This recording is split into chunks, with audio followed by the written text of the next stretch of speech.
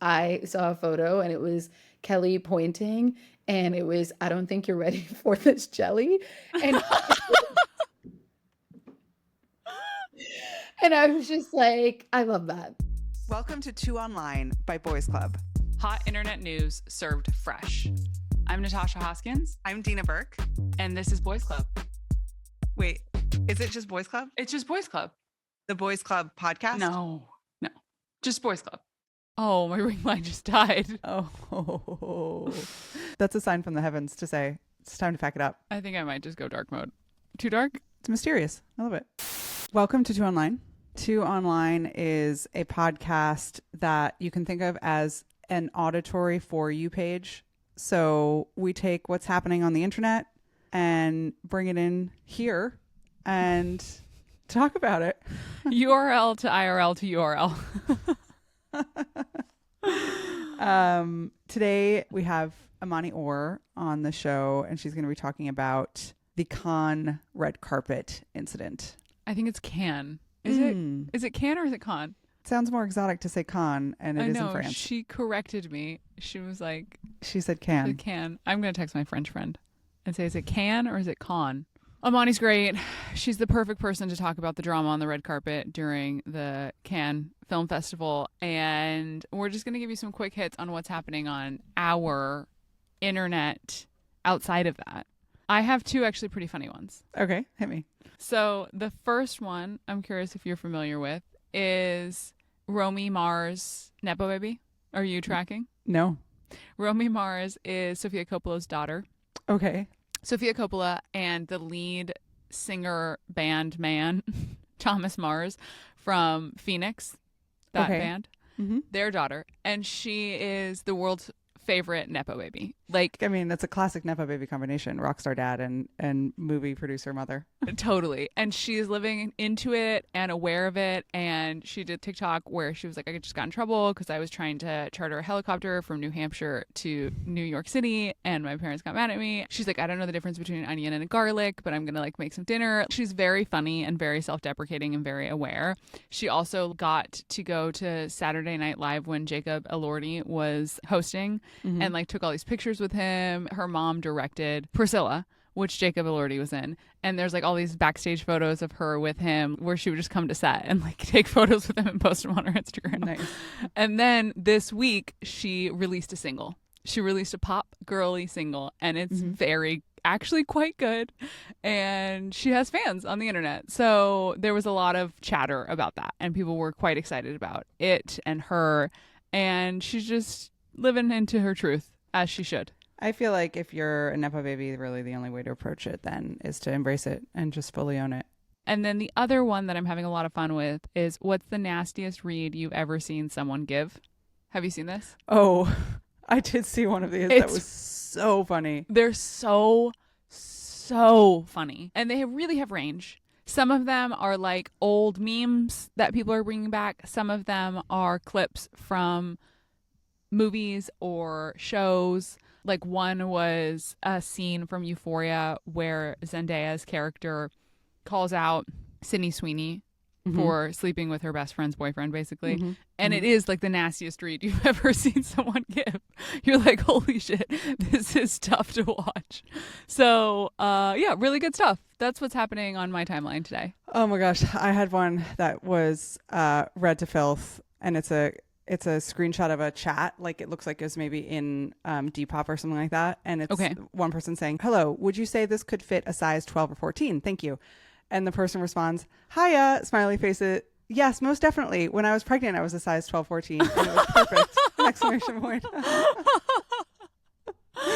Which is so funny.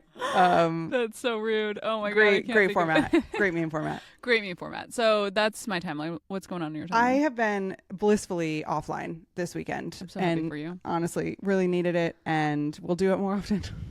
Great. Because the mental health is feeling strong and solid. That said, there were a couple things that did somehow manage to find their way either into my text or in some other way. The Biden-Harris job posting for a meme lord. Oh, nice. And I looked at the job posting and everyone just having a ton of fun with it. Guess the salary range. Okay. Wow. 2 to 4 years experience. So it's quite junior. Oh, it's quite junior. Okay. $85,000. 65 to 85K a year. Okay. Wow. And you have to be willing to move to Wilmington, Delaware. Well, to do the job. That's going to be a pass for me personally. If the job involved doing cut downs of Kamala just all day, you'd sign up. You'd do I'd it. Consider You'd it. relocate your family for $65,000 a year. Oh my gosh. Great. Any other feelings? Like, I am curious. I've deleted Twitter and Instagram from my phone for this week, inspired by you, but also inspired by the Artist Way, which I'm doing. If anybody is listening, highly recommend. And it is tough. I'm finding it tough. You're with your thoughts and you're clearing the noise, and I'm not enjoying it. I got to tell you, I'm absolutely not enjoying it. So you seem to have had a really nice time, though. I had a really nice time. I started reading, so I think that helped, replacing one habit with a slightly healthier one. And then when I logged onto Twitter this morning, I was mostly struck by like all the tweets that are in my feed are some version of, you've never seen Timothée Chalamet so wild before. Here's a thread of his craziest moments. Or like, Britney Spears at her most insane. Here's a thread of all of Britney Spears' most. And I was like, oh, that's like what this is now. It's just kind of, I know, gross clickbaity threads. That's what I feel like that happens when you aren't engaging in the stuff that you're interested in. Like the base level of Twitter is really bad. Yeah, like it's just here's some garbage. Are you interested in the garbage, or exactly this other garbage? Like, remember 10-ish years ago when it was like a big business to have garbage websites that had nothing on them and then run ads on them, and like there was some growth hackers that figured something out, and that was like a thing. Do you remember that? I do. Yeah, I do. It was because the traffic from Facebook was so cheap. Okay. So there was like some math where you could like send the Facebook traffic there, and then you could charge more for the ads that you're running on the site. The math was mathing around math. it. Yeah. And that's sort of what I feel like Twitter has become if you aren't constantly retraining the algorithm to stuff that you're interested in.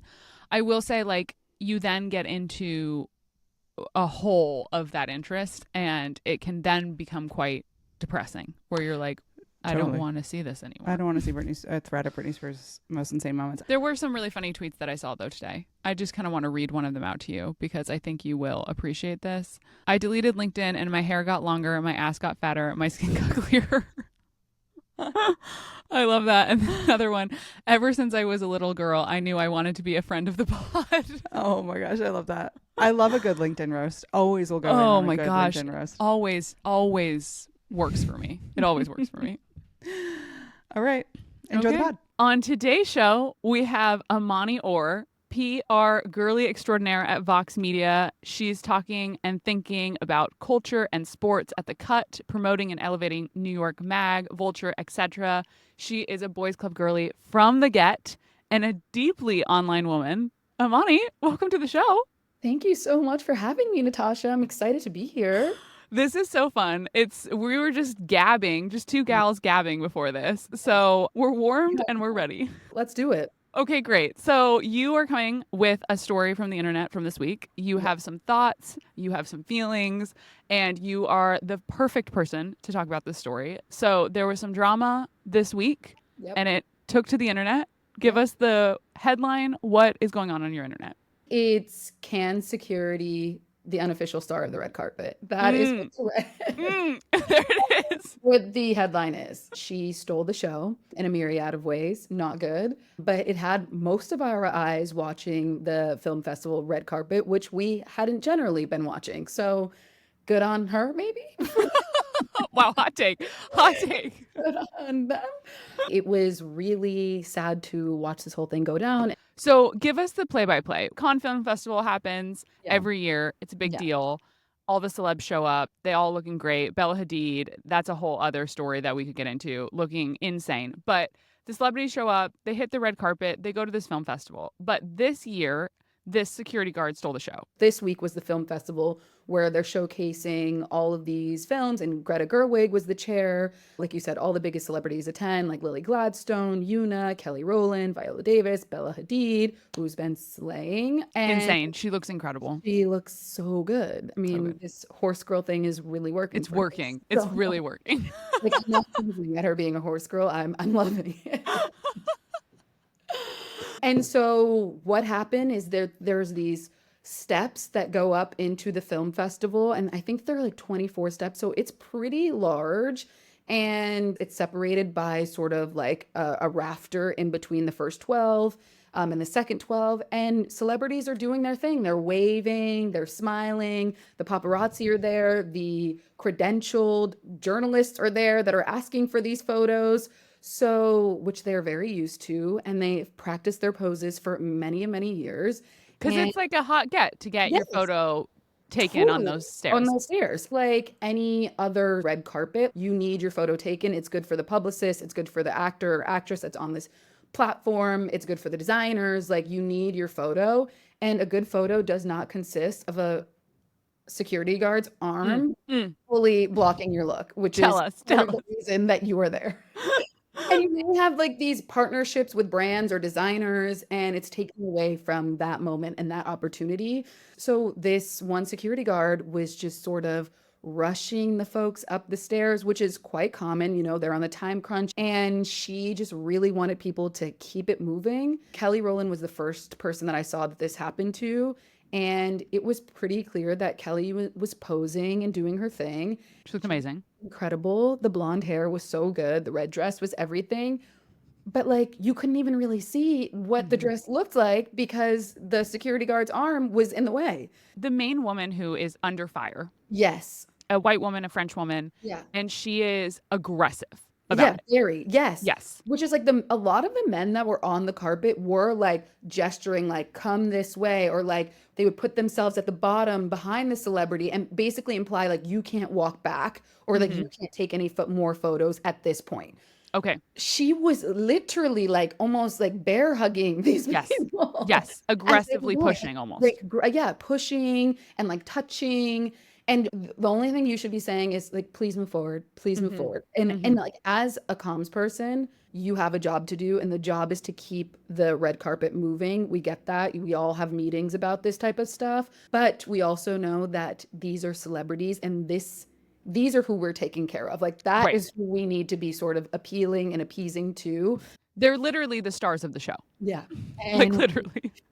And we need to make sure that they're happy in every aspect. And that is not a good thing to happen for the festival, I will say. The first exposure I had to this story was there's a famous TikTok woman who is deaf, and she will read lips. Yes. For what was happening. And so the first thing I saw was actually their sort of altercation or moment on the red carpet where Kelly Rowland is being pushed and she's turning back to this woman, and they are aggressively talking to each other. Yes. And then the woman who's doing like a green screen voiceover is basically saying what Kelly Rowland is saying to her, which is like, do not touch me, basically is upset. And the woman keeps coming at her. And that back and forth reminds me of when you're at TSA and you're like, this person has such a power struggle and I'm unwilling to let them win. No, and they like, can't. They can't. They can't. I have paid for Clear, okay? Yes. Exactly. Cut me a break. Cut me a break. Like, I have just gotten ready for this festival. It's probably taken hours. Like, cut me a break. And this woman was so unwilling to cut a lot of people a break. It was clear in the exchange that this woman was not being polite. No. And she was enjoying what she felt like was a sense of authority on that red carpet. 100%. So Kelly Rowland is the first one. Yes. Then more videos come out with this same woman, security guard. Who else do we have some issues with? My queen, YoonA, was, her face was just like, what's going on? Like, you need to relax. And it was very clear, like, she's like kind of over this woman's arm trying to get this photo at the top of the step. Yeah. And she wouldn't allow her to get the photo. Once YoonA had sort of gotten up to the top of the stair to get like her one last like over the shoulder, which is like the shot. The shot. The shot, especially when you have a train, you want the over the shoulder look. and YoonA couldn't get her shot. Her face sort of said it all, which was like, calm down, and also like, what the fuck is going on? Totally. And then it has also happened to Massiel Taveras, Wait a who is a minute, Dominican ma'am. actress. It's a I'm not too dress. familiar with her, but she It's the had like a fact, ma'am. long train, and they wouldn't even let 1 her minute. long Go on. train be displayed. I think Why that is he doing their that? concerns, Come especially on. in like this current time that we're in right now, was something that would like symbolize some sort of protest. I think a lot of celebrities had small nods to a protest or statements that they wanted to make. And she was entitled to have her dress be displayed, Yeah. and they were not having it. Like they just sort of like lifted the dress up and kept like throwing it towards her. She and the guard had the most aggressive. She pushed They, her yes, like well, fully. because fully the security guard like had basically like pushed, like nudged her to go, and she was just like, at this point she had it. She was like, Mm-hmm. let me spread my dress and let Mm-hmm. me get this photo, and then we can go. But like, you all are taking more time by not letting this person just get their quick photo. Totally. That there was a lack of efficiency in the agro-ness of the Yeah. whole thing that made it actually take longer, in my opinion. It was really unfortunate, but the fists were like, there was a Swinging. tussle. There was a tussle on the red carpet. And I was like, wow, I don't think I've ever seen this on a red No, carpet.